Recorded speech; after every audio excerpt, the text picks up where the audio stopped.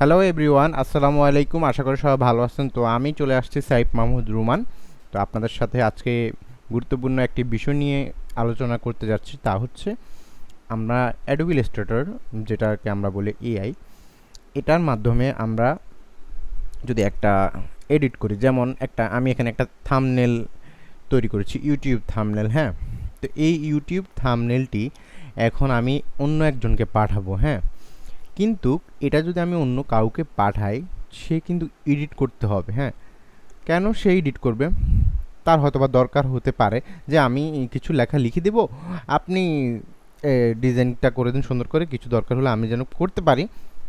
সেটা সেটার জন্য আমাদেরকে এডিটেবল ফাইল দিতে হবে তাকে। তো এই জন্য আমরা আজকে কী করব, চলুন দেখে নিই আমরা।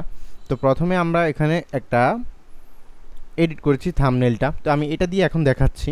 তারপর এডিট করার পর আমরা এখানে সেভ করব। হ্যাঁ, কীভাবে সেভ করব? ফাইলে ক্লিক করলাম, তারপর এখানে সেভ অ্যাজ এ ক্লিক করব। হ্যাঁ, সেভ অ্যাজ এ ক্লিক করার পরে সেভ অন ইউর কম্পিউটার এটা ক্লিক করব। এখানে দেওয়ার পরে আমার এখানে এটা আগে সেভ করা ছিল, তো এখানে লেখা আছে অ্যাডোবি ইলাস্ট্রেটর। হ্যাঁ, এটা অ্যাডোবি ইলাস্ট্রেটর। অ্যাডোবি ইলাস্ট্রেটরের মাধ্যমে আমরা দিই, এই ফাইলটা তাদেরকে দিব। তারপর আমরা ইচ্ছে করলে পিডিএফ ফাইল দিতে পারবো, কিন্তু এডিটেবলের জন্য আমার মনে হয় এআইটাই বেস্ট। তারপর সেভ দিয়ে দিব। হ্যাঁ, সেভ দেওয়ার পরে আপনারা এই ফাইলটা ট্রান্সফার করে দিয়ে দিবেন আপনার ক্লায়েন্টকে বা যাকে দিবেন আর কি। তারপর আপনারা, আমি ধরেন একজনকে পাঠাইলাম। হ্যাঁ, তো ধরেন আমি আমার ফাইলে ঢুকলাম। হ্যাঁ, আমি আমার ফাইলে ক্লিক করে ঢুকলাম। আমি ধরেন ক্লায়েন্ট, আমার কম্পিউটার, কিন্তু আমি ধরেন আমাকে পাঠাইছি, মানে আরেকজনকে পাঠাইছি, সে আরেকজনটা ধরেন আমি। তো এখন আমি ফাইলটা পেয়েছি, তো এখানে কার্সারটা যেখানে রাখা আছে সেটাই।